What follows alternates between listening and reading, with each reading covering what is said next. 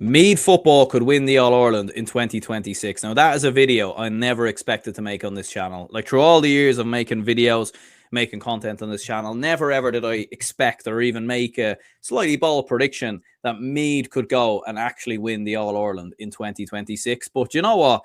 That is the reality of Meath football right now, and that is the reality of Gaelic football, because after the year that they have had in 2025, which was nothing short of remarkable, beating Kerry in the championship for the first time since 2001. They beat Dublin for the first time since 2010, and they beat Galway for the first time in the championship since 2011. I mean, it was an extraordinary year for the Meath footballers. I think Robbie Brennan deserves a huge amount of credit. You look at the talent and players that are within that team as well, from Jordan Morris to Matthew Costello, Rory Kinsella. You've got Owen Frayne, who's absolutely phenomenal. Sean Rafferty at the back, Brian Menton around the middle.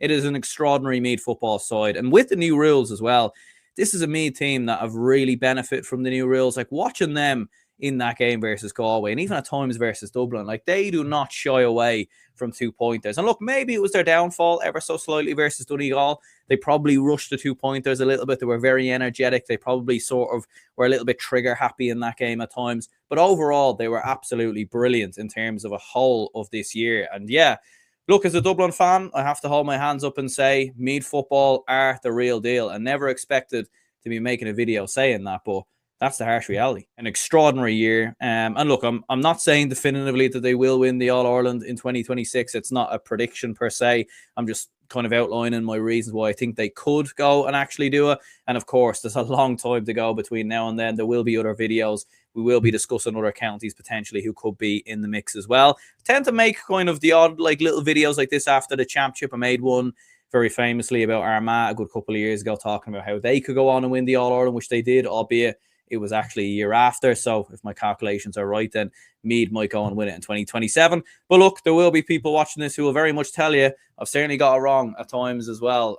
Predicting Mayo to win the All-Ireland is a prediction that, still lives with me. I did make one about Tyrone a good couple of years ago as well, to be fair. I suppose if you throw enough shit at the wall, some of it has to stick. So how have Meath, I suppose, firstly, before we kind of look ahead to next year, how did this rise come about in 2025? Because for the last 10-15 years, let's be honest, probably since 2010, the more that the years have gone on, Meath football has been in the mud, absolutely no question about that. And look, part of it has definitely got to do with the fact that they've obviously had a lot of players who left, who kind of retired around sort of the mid 2010s, and I think maybe the fact that Dublin were so good in Leinster, I think it was very deflating for Meath at times, like a lot of the other Leinster championship teams.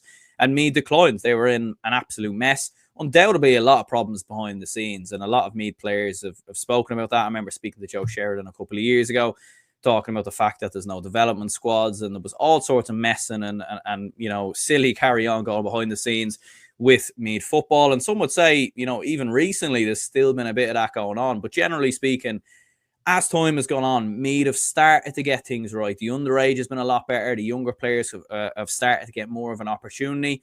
And Meath football have started to progress, and the fans have started to come more on side. And most notable, 2021, they won the All-Ireland Minor Football Championship. Interesting enough, a lot of those players still yet to make the breakthrough. Of course, still maybe a year or two away in terms of whether some of them can make the breakthrough. It'll be interesting to see if we do see any of them in the panel going into next year. Meath football gradually making the rise. The under-20s start doing well. And you know what the thing is? When I've watched Meath over the last couple of years, I've never thought they had bad players or they were a bad team or anything of that nature. Look, I did predict them to get relegated in the league this year, and that was a very bad prediction by me. And to be honest with you, I probably fell into the trap of having watched Meath in the last couple of years, and I really did feel like Meath would have kind of like a similar year to Kildare where they would go backwards before going forward. Absolutely awful by me. And to be fair, I've held my hands up and said, you know what, I got that absolutely wrong. Because when you do look back at it, Meath have good players. And I remember back even in 2020, prior to that Leinster final versus Dublin, Meath were cooking. They were starting to bring through players. You were starting to see the likes of James Conlon coming through the side, Jordan Morris as well. And you were thinking, Meath are onto something here. But they were always, what struck me, they were a confidence team.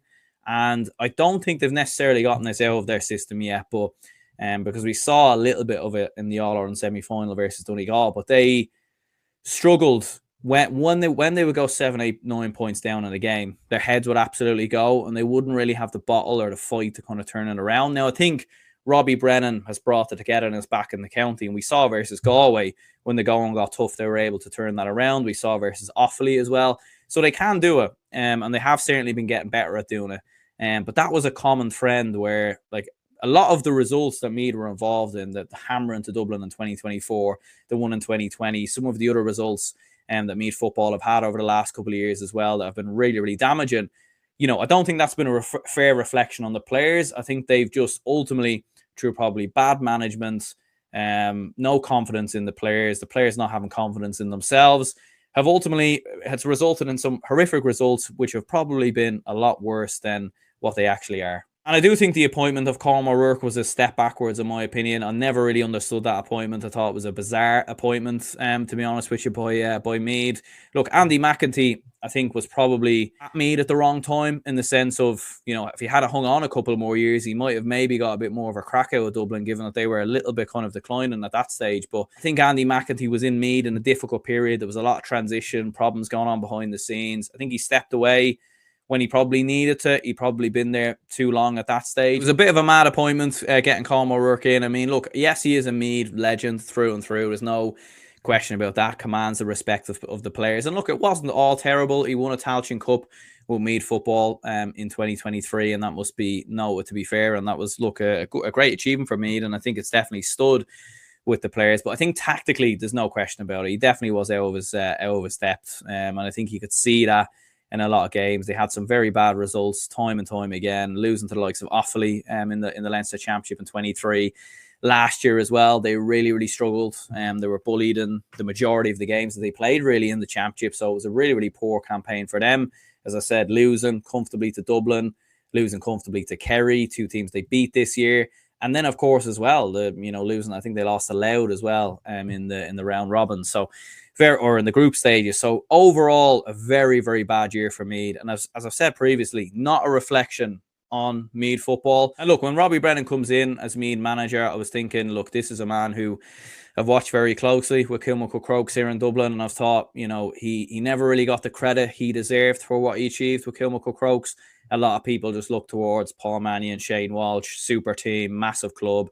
Oh yeah, well, of course they're going to win and be successful. But if they were going to be that successful, then, well, why weren't they successful before he came in? Because, one of the years they got to an All-Ireland final versus Kilcoo was without Shane Walsh. So look, he was absolutely brilliant in terms of what he did with Kilmacud Crokes, the way he led that county to the All-Ireland in that win versus Watty Gramesglen, and getting the county, getting the club over the line was absolutely huge for Kilmacud Crokes, in fairness. And look, comes in as Meath manager, and you're thinking, it's a difficult job, it's a different job in many ways, and he's going to have to pick the county up and galvanise them and put them together. But by God, has he done that. Look, in terms of like tactics and everything else, like one thing that has stood out to me, and it's kind of bizarre because like Robbie Brennan said in an interview that he wasn't a big fan of the new rules and everything else, which I don't know was like a sort of something to throw out into the media to put people off. I don't know if he was just frustrated at that particular moment, but Meath have been a team for me that have embraced these new rules and have used the new rules better than anyone else. Like, they shoot on sight, they shoot quickly, they go for the opportunities that are there, and they have so many kickers in terms of 2-pointers. Like, you look at the like of Jordan Morris, Owen Frayne, Rory Kinsella, Matthew Costello, Connor Duke. Like, they have so many shooters in terms of 2-pointers and so many players who can do massive, massive damage. And that was very, very apparent in the early days in the league, getting some big wins, getting some big results. Most notably, the win versus Roscommon was one that really, really stood out. And Meath football were getting big, big results on the board. And they were putting teams to the sword. And you were thinking, they might be onto something here. And look, I was there when they played Dublin in Croke Park in Portlaoise. And to be honest with you, like, Meath absolutely blew Dublin away. There's been very few times I've been at a Dublin game where I've saw us just be absolutely battered. And that was the case, to be honest with you, because look, I know the game finished as a 4-point defeat, but it should have been a lot more. Like, Meath probably missed a few chances that they should have scored, you know what I mean, and won it even more convincingly. They certainly had the chances to do so, but the way that they bullied Dublin, their midfield, absolutely colossal. as I said before, with the likes of Brian Menton in there. And then you have at the back Sean Rafferty in a fullback, who definitely is a show for an all-star. Billy Hogan, very good goalkeeper as well. Meath were phenomenal, and they really, really stepped it up, and they played like a team that now has the belief, that now has the confidence. And you saw that with Robbie Brennan in particular throughout the year, in terms of interviews, in terms of the way he was getting this team to play. And all of a sudden you're thinking, right, Meath are onto this year. And look, they pretty much carried that forward from there, going into the group stages with a big win, obviously, versus Kerry being the standout result. First win versus Kerry in the championship since 2001, which is extraordinary in itself. And then, of course, beating Galway as well. Like, to beat Dublin, Kerry and Galway, like, usually if you beat them three in an All-Ireland Championship season, you've won the All-Ireland. You know what I mean? If you go back to the 90s or the 80s, those three wins win you the All-Ireland in most years. There might be scenarios where it didn't, but majority of the time, it would be that case. So that goes to show. And look, maybe some would say Dublin in big decline. Galway had an off year, but you can't say that about Kerry. I mean, they went on to win the All-Ireland after that. So absolutely phenomenal from Meath football. And yes, things did go astray versus Donegal, but when you look at how well they've done this year and how much they've progressed, I don't think you can fault them on that particular occasion for having an off day. And it is still a very young team as well. And that is one of the big points why I think Meath can win the All-Ireland in 2026. And, you know, at the very least in the next couple of years, because, look, they have a young team. They're only going to get better and improve, in my opinion. They're only going to get better. You look at Connor Duke, you look at Rory Kinsella, Jordan Morris, like a lot of these players, there may be, like, I think Jordan Morris is coming into his prime now, but you've got a couple of players there that are just building towards their prime. I think Matthew Costello as well is a phenomenal footballer, like physically, the way he can bully players, the way he can drive forward with the ball. An absolute colossal of a man, in fairness. And he could be a big player. You've Jack Flynn maybe coming back into the team next year, which could be a huge addition as well. So, like, Meath football are only getting better, and they are improving. And I think going into next year, year 2 for Robbie Brennan, I do expect there to be an even, you know, slightly more of an improvement. And who knows what that could yield. And when you think about areas where Meath maybe need to be better in terms of where they need to improve, I think control of games is probably a big one, to be fair. They had the Louth game in the Leinster final, which was probably the one big blip in 2025 when they lost the Leinster final. And for any Louth fans who may be watching, don't worry, I did make a video about yourselves a couple of months ago in regards to that. But yeah, that was the one game where Meath lost control of it, and a lot of it was down to Louth sort of really kind of holding the ball and keeping control of that match. But Meath struggled to keep control of that game, and somewhat similar against Donegal as well. They're a young side, they're inexperienced. I think the more the time goes on, the more that they play in these games, the better that will become. You look at a lot of big teams. I mean, it took Armagh a long time to crack the code against some of the bigger teams. Meath have probably done it a little bit earlier than they should have, you know what I mean, in terms of beating Dublin, in terms of beating Kerry. So for them to have done that so early is very, very impressive. But I think that will be the big thing, just controlling games a little bit more, being able to slow it down, maybe the dark arts a little bit as well, which I know a lot of people don't like, but I think in Gaelic football, you know, as nowadays, I think it's something that, look, maybe some would say with the new rules, it's dying in the game a little bit, but it's still there, and you still need to play the game a little bit. And I think Meath, if they can bring that into their game a little bit more, like a lot of the great Meath teams in the past did have, then I think they could be onto something. I think as well, when you look at going into next year, like in terms of who the main contenders will be, look, Kerry will be the obvious favourites. Donegal will be one of the favourites. I think Armagh and Tyrone will be in the mix as well. I think Galway will be back in the mix. It'll be very, very tough for Meath. And if I have to be brutally honest, if you're saying, do I think Meath win the All-Ireland next year?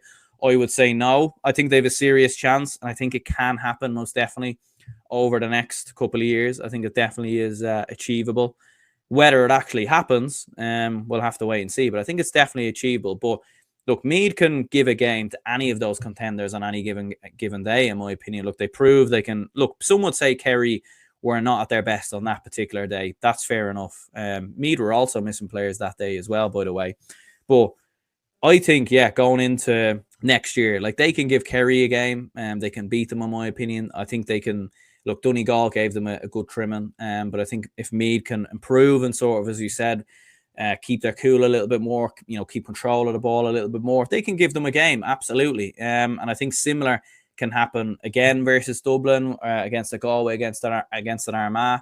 And the thing is as well, when you look at the under-20s as well, you look at some of the younger players, there's more players that potentially come in for Meath football over the next couple of years. So there definitely is something brewing there, and there is something cooking. You know what I do have to admit though, like, as much as I am a Dublin fan, and you want Meath to fail, just like they want us to fail, and we probably both want Kildare to fail, so we could shake on that.